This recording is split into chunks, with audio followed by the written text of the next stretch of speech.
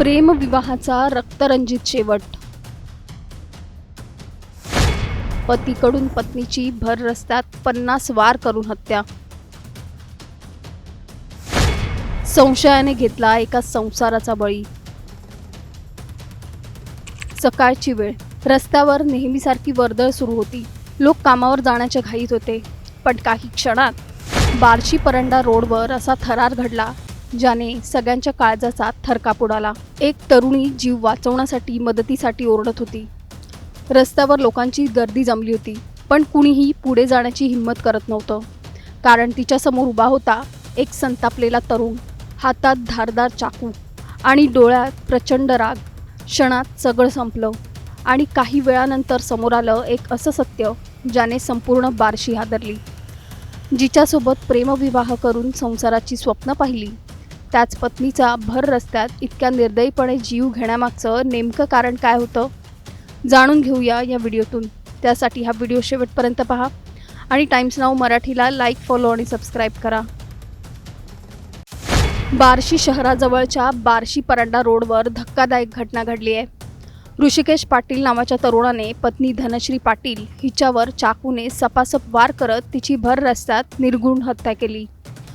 प्रत्यक्षदर्शींनी दिलेल्या माहितीनुसार आरोपीने धनश्रीवर तब्बल 50 वार केले आणि धनश्री रक्ताच्या थारोळ्यात कोसळली. आणि मदतीसाठी आक्रोश करणाऱ्या धनश्रीचा आवाज काही क्षणात कायमचा शांत झाला. धनश्री पाटील या IDFC बँकेत कार्यरत होत्या, तर ऋषिकेश पाटील बजाज फायनान्समध्ये नोकरी करत होता. दोघेही उच्च शिक्षित, चांगल्या पदावर आणि काही वर्षांपूर्वीच प्रेमविवाह केलेलं जोडपं. मात्र या नात्यात संशयाची भिंत उभी राहिली. वाद वाढत गेले आणि अखेर त्याचा असा रक्तरंजित शेवट झाला. प्राथमिक माहितीनुसार ऋषिकेशला पत्नीच्या चारित्र्यावर संशय होता.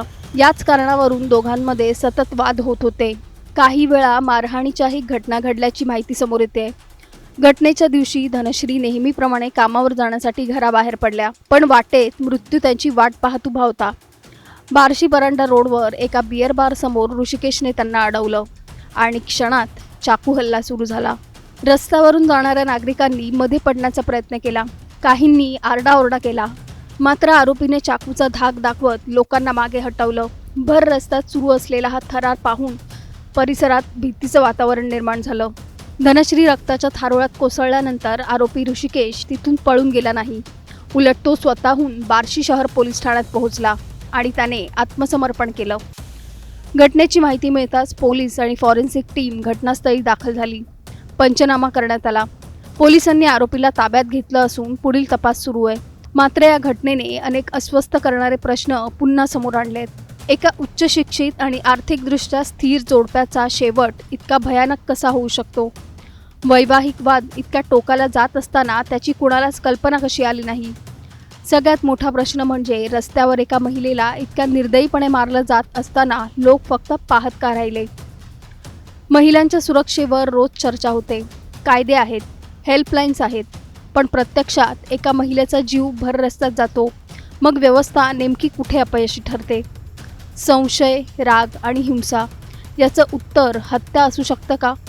आणि समाज म्हणून आपण अशा घटनांनंतर फक्त हळहळ व्यक्त करणार, की अशा मानसिकतेविरोधात खरंच काही बदल घडवणार?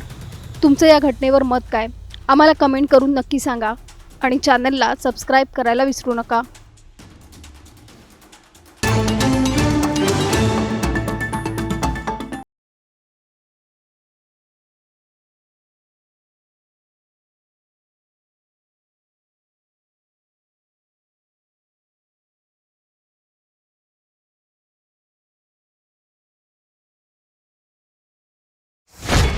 परळीत शिंदे सेनेच्या नेत्यावर जीवघेणा हल्ला.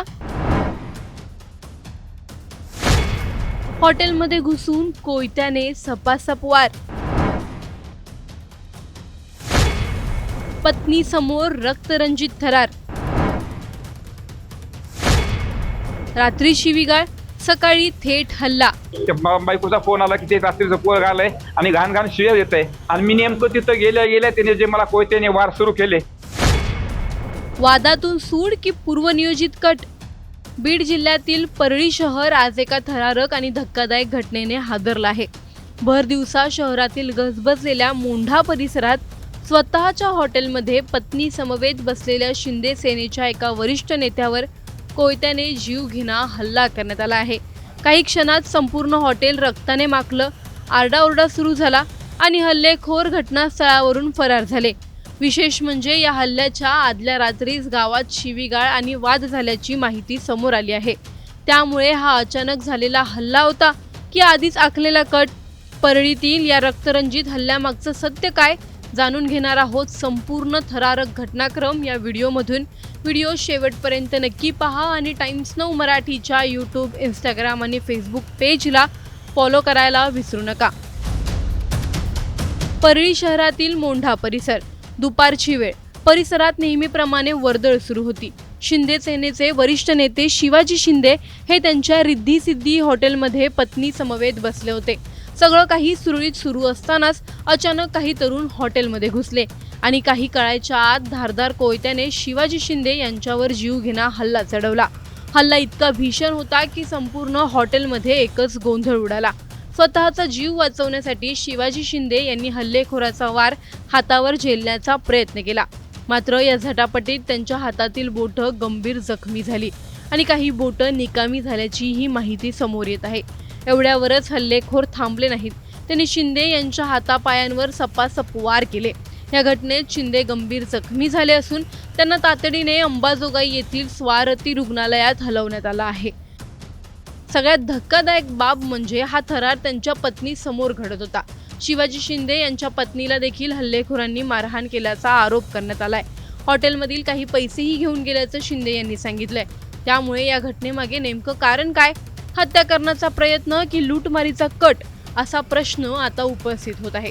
या प्रकरणात शिवाजी शिंदे यांनी दिलेली माहिती आणखी धक्कादायक आहे. त्यांच्या म्हणण्यानुसार सुरवसे नावाच्या एका तरुणाशी त्यांची भेट ओळख देखील नव्हती. मात्र त्या तरुणाचा आणि त्यांच्या मुलाचा काहीतरी वाद झाला होता. हल्ल्याच्या आदल्या रात्री तो तरुण गावात त्यांच्या घरी आला आणि सर्वांसमोर शिवीगाळ करू लागला. त्यावेळी आपण त्याला समजावून परत पाठवलं होतं असं शिंदे यांनी म्हटलं होतं. मात्र रात्रीचा वाद दुसऱ्या दिवशी रक्तरंजित हल्ल्यात बदलला. दुपारी हॉटेलमध्ये बसले असताना तोच तरुण आणि त्याचे आणखी 3 साथीदार हॉटेलमध्ये घुसले आणि थेट कोयत्याने हल्ला सुरू केला. शिंदे यांच्या मते हल्लेखोरांचा उद्देश नेमका काय होता हे अजून स्पष्ट झालेलं नाही. मला मारण्याचा प्रयत्न होता की मला लुटण्याचा, हा प्रश्न स्वतः शिवाजी शिंदे यांनी उपस्थित केलाय. दरम्यान या घटनेनंतर परळी शहरात तणावाचं वातावरण निर्माण झालं आहे. भर दिवसा राजकीय नेत्यावर झालेल्या या हल्ल्यामुळे कायदा सुव्यवस्थेवर प्रश्नचिन्ह उपस्थित होत आहेत. परळी संभाजीनगर पोलीस या प्रकरणाचा तपास करून अजून हल्लेखोराचा शोध सुरू आहे. मात्र आता सर्वात मोठा प्रश्न असा आहे की परळीत भर दिवसा कोयत्याने हल्ला करण्या इतकी हल्लेखोराची हिंमत वाढली कशी? हा फक्त वैयक्तिक वाद होता की यामागे आणखी मोठं कारण दडलं आहे? आणि सर्वात महत्त्वाचं म्हणजे फरार आरोपी पोलिसांच्या जाळ्यात नेमका कधी अडकणार? तुम्हाला या प्रकरणी काय वाटतं? आम्हाला कमेंटमध्ये नक्की कळवा. व्हिडिओ लाईक व शेअर करायला विसरू नका. तसंच अशा नवनवीन अपडेटसाठी व माहितीपूर्ण व्हिडिओजसाठी टाइम्स नाऊ मराठीला नक्की फॉलो करा.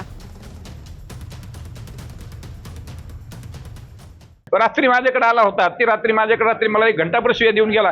अर्ध गाव जागा झालं होतं. माझ्या वाड्यातले सगळे पोरच जमा झालते. त्याला मारायच्या तयारीत होते. मी त्यांना म्हणलं, बाबा पेलय म्हणलं, ते मारू नका, त्याला मरून जाईल म्हणलं. आपण चांगले माणसाची इज्जतदार माणसं आहेत म्हणलं. हो आपण ते जाईल म्हणलं, मरून आपली इज्जत जाईल म्हणून त्याला मी हात सुद्धा दिला नाही. रात्री त्याला फक्त बघितलं होतं मी. त्याच्या अगोदर कधीही बघितलं नाही मी त्याला. घाण शिव्या देऊ लागलं. अर्ध गाव जमा झालं होतं. सगळ्या लोकांनी बघितलं. त्याला रात्री गुडीने काढून दिलं. मी व्यंकटेशराव शिंदेंना फोन केला, कारण ते मी रावजीचा कार्यकर्ता आहे म्हणून लागलं. रावजीचा कार्यकर्ता आहे. मी व्यंकटेशरावला फोन केला. व्यंकटेशराव एवढं सुद्धा बोलले, मी त्याला सकाळी बोलतो म्हणले, सकाळी बघतो म्हणले. त्याच्यानंतर त्याला गुडीने काढून दिला. आम्ही काढून दिल्याच्यानंतर त्याच्यानंतर पुढं काहीच नाही. त्याच्यानंतर पुन्हा मी घरी, हॉटेल आहे माझं इथं मोंढ्यामध्ये हॉटेल आहे. त्या हॉटेलवर सकाळी आलो. सकाळी आल्याच्यानंतर 1-1:30च्या दरम्यान घरी बहिणीच्या घरी जेवायला गेलो. आराम केल्याच्या नंतर बायकोचा फोन आला. तिथं माझ्या गावचे माजी सरपंच बसलेले होते. बायकोचा फोन आला की ते रात्रीचं पोर आलंय आणि घाण शिव्या देत आहे. मग मी मला आलोच म्हणलं. तोपर्यंत आमच्या सरपंचाने त्याला काढून दिलं होतं. आणि काढून दिलं म्हणजे ते कुठं गेला नव्हता, बाजूला थांबला होता फक्त माझी वाट बघत. आणि मी नेमकं तिथं गेल्या त्याने जे मला कोयत्याने वार सुरू केले. पहिला वार माझा त्यानं मानव करण्याच्या ऐवजी मी असा हात केला तर त्या चारी माझे बोटं तुटलेत. त्यानंतर माझं हातापायावर दोन्ही पायावर रक्ता भंगार वार केलेत. कोयत्यानं मला तोडले आणि त्याच्यासोबत एक म्हातारी होती आणि बाहेर 3 जण होते. कोण होते मी त्यांना ओळखत नाही. आणि बाहेर 3 जण होते आणि त्याच्यासोबत म्हातारी होती. त्या म्हातारीनं माझ्या बायकोला सुद्धा मारलं, कारण माझी बायको असते हॉटेलवर. बायकोला मारलं आणि काउंटर मधले काय 1000-1200 1,500 काय गेला असेल ते त्या म्हातारीने सुद्धा घेतला. म्हणजे उद्देश काय होता? मला खून करायचा उद्देश होता, काय लुटायचा उद्देश होता, मला तेही कळलं नाही साहेब. देवाशपथ माझं त्याची काही दुश्मन नाही. त्याला सुद्धा विचारा, माझी कसलीही दुश्मन नाही.